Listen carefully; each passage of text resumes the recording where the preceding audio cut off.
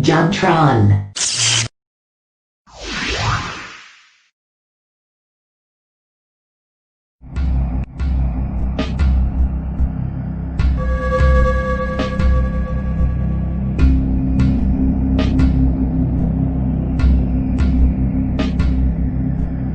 Hey, Joe and Mac. I remember this.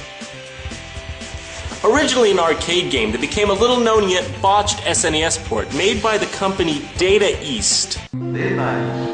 Or Data Vice? I guess the voice actor was just having an off day. Alright, the line is Data East. Action. Okay, Jerry, the line's Data East. Data East. Try again.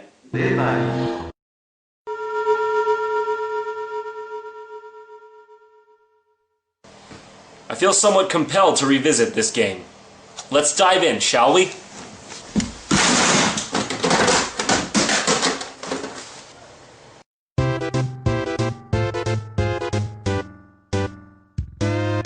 Now we get our first hint of characterization here as Joe and Mac mercilessly pummel each other in the background. You can choose from 1, 2, or 2-player super, but super mode is hardly as advertised. It just makes it so you can beat the shit out of your partner and stand on his head. Real super. Let's just go with 1 player, shall we? John, can I play too? Oh, Jacques, you can't play. You don't have hands! Oh yes, to my surprise, this is something I often forget. I've always rather liked this game, but I have to say, it's one of those games, you know the kind? It seems like a game where the people making it didn't have much skill in programming. Everything's a bit stiff and weird. You've got your standard platforming stuff, B jumps and Y attacks. If you hold up and then jump, you do some sort of giant somersault. This comes in rather useful at times because of the game's rather difficult jumps, which you'll see later. You've got your standard affair of prehistoric enemies, pterodactyls, cavemen. As for weapons, you'll find them carved out of stone, and when you pick one up, it replaces the one you currently carry. We've got the weakest one now, the bone. That looks like a... Yeah, that appears to be a, Oh yeah, that's a dinosaur. Seems like he took a bit too much Ambien. Turns out that guy's actually the first boss. Pretty cool stuff. It's weird, with the bosses in this game, your attacks don't even make them flinch until they reach some sort of pain orgasm. Look at these asinine jumps, who designed this shit? That's the main problem I have with this game. It doesn't have that fluid Mario feel to it. It's got that stilted Castlevania feel. I think that ruins a lot of games that could have potentially been good, you know what I mean? It's not really even based off skill, it's just like, oh, you messed up? Haha, you lose a life! Not to mention, the continues are limited and the lives are scarce, so you need every last life you can get to beat the game. Well, who's this? I'm starving! I swear, when this boss gets hurt, he yells pear.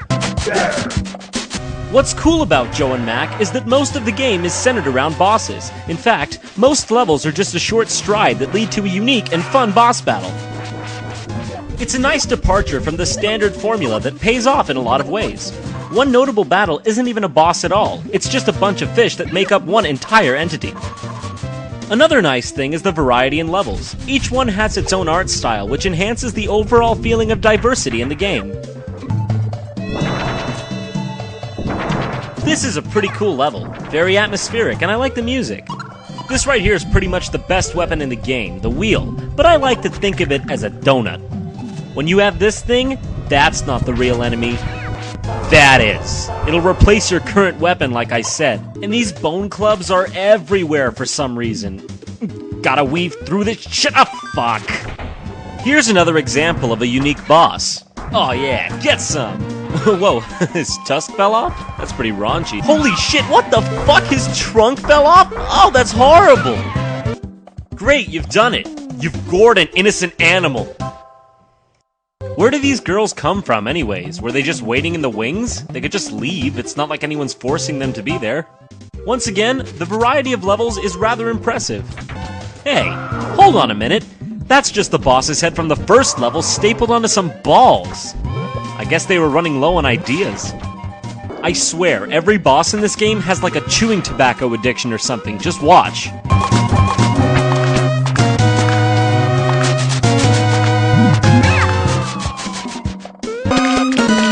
what's always a great thing to add into your game? Undodgeable attacks. Oh, hey, awesome, a bonus stage. Oh, cool, it got my health back. Oh, okay, it filled up after, like, 1. Okay, just, like, 1 was fine. Well, here we have the final stage. Oh, god damn it, another one? Did they really have to recycle the same boss 3 times? Not to mention, this one's hard as gravy train tits. Tight, we beat it with half a heart and 0 lives to spare. Talk about good fortune. So, Joe decides for whatever reason that it's a good idea to go inside this dinosaur. And awesome, it's like a level inside of him. Shit, we died. Well, we better continue.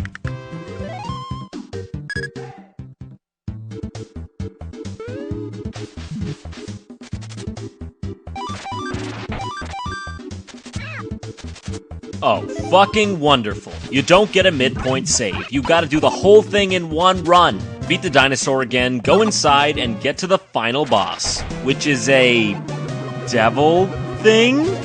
What? So we beat him.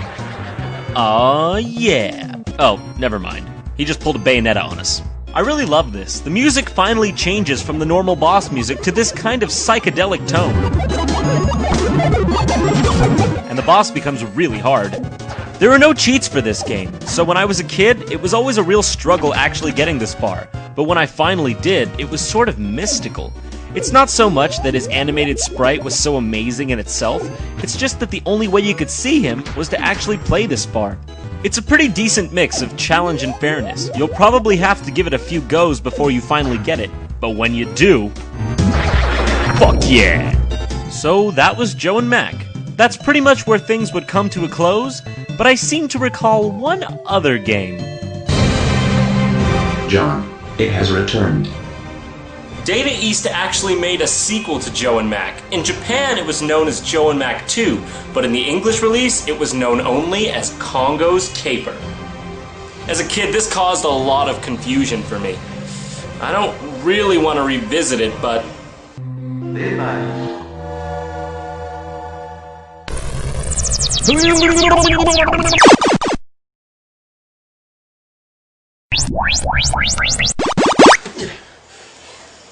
John, how did we escape? I just left. That seems too easy. I just left. Congo's Caper. You're apparently a monkey fucking around and shit when 2 red balls fall from the sky and turn you into monkey people? Pulitzer worthy. Well, here you have it, ladies and gentlemen. Joe and Mac 2?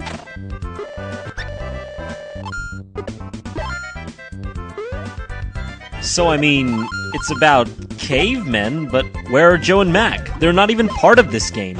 In fact, the graphics aren't even similar in any way. Congo, our main character this time, still has the high somersault, though.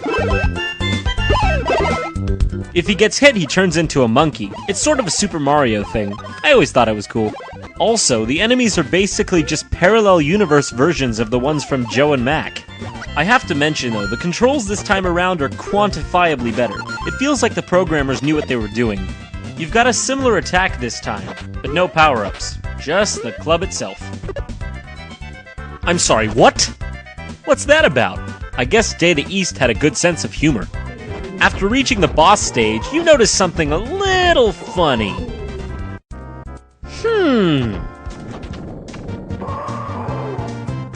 It's like the exact same boss!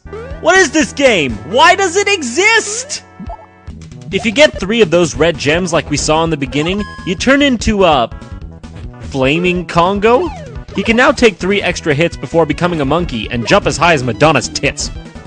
After beating this familiar-faced boss, Congo goes inside of him. What? Why? Again? Was Joe and Mac just the pinnacle of ideas for them? They couldn't think of anything new? Data East, a company of cavemen, dinosaur bosses, dinosaur insides, and neck balls. Look at this boss. I think it's a girl. It's even similar to the last boss of Joe and Mac, but not nearly as cool. You club her in the vagina a few times and beat the first world.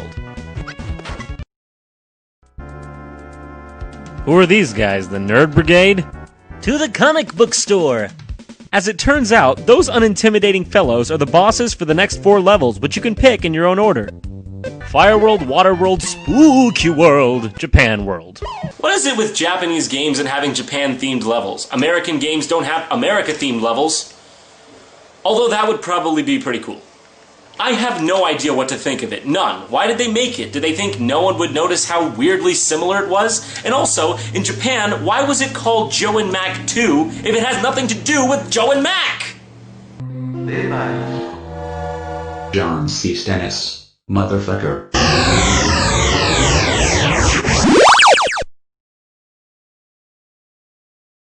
You thought it was over, right? You thought it was done? Well, you'd be wrong.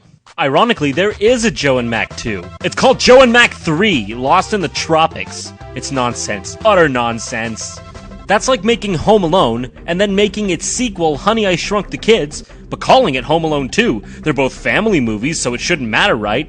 Then, making the real Home Alone 2, but calling it Home Alone 3. Lost in the Tropics. Where's the sense in that?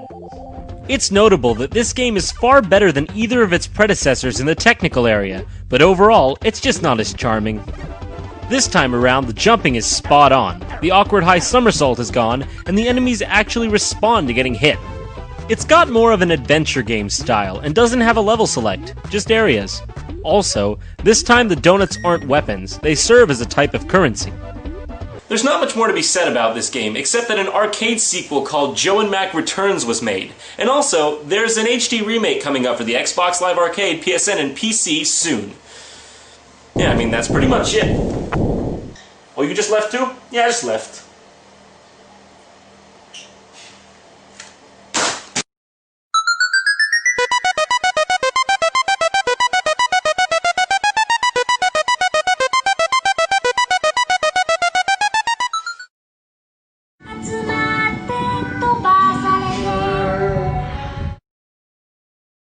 Great job.